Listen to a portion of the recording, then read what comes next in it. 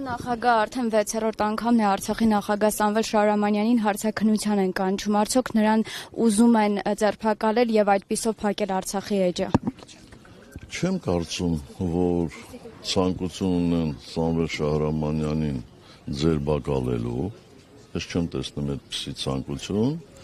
սա մեկ, երկրորդ, որևէ մեկին ձերբակալելով, որևէ մեկը չի կարողանալու Արցախի էջը փակել։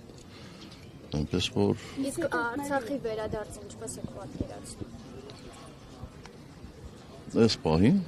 ոչ մի կերպ։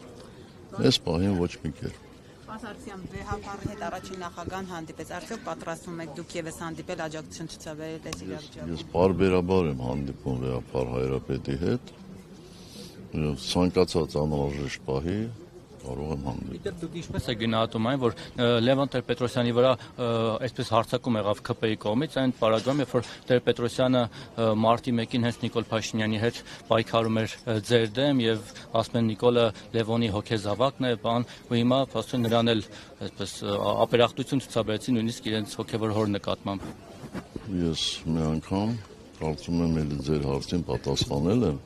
որ ես չեմ համարում այսօրվա կառավարիչին Լևոն Տեր-Պետրոսյանի հոգեզավակ։ Ուղիղ այնպես, ինչպես տարբեր այսպես շարժումներում ընդգրկված մարդկանց չեմ համարում տրվյալ շարժման ղեկավարի հոգեզավակ։ Իսկ թե ինչպես պատահեց, շատ պարզ։ Այդ մարդը Հայաստանի կառավարիչին նկատի ունեմ, ինքը ամեն ինչ անում է, որ ցանկացած մի երևացող մարդու վարկաբեկ է։ Իդեպ կոմպրոմատների մասով նաև շատ են այս տարիներին շատ խոսվեց, որ Նիկոլ Փաշինյանը եւ նրա թիմը գործակալ են, Թուրքիայի գործակալ են, չգիտեմ, ինչ-որ հատուկ ծառայությունների եւ ասում են, բա նախորդ 10 տարիների ընթացքում էլ հատուկ ծառայությունների այդ մասին որևէ բան չգիտեն։ Դուք երբևէ ձեզ զեկուցել են թեկուզ կասկած, որ նրանք օրինակ, չգիտեմ, հավաքը գրված են այս կամ այն ուժի կամ երկրի։ Ոչ։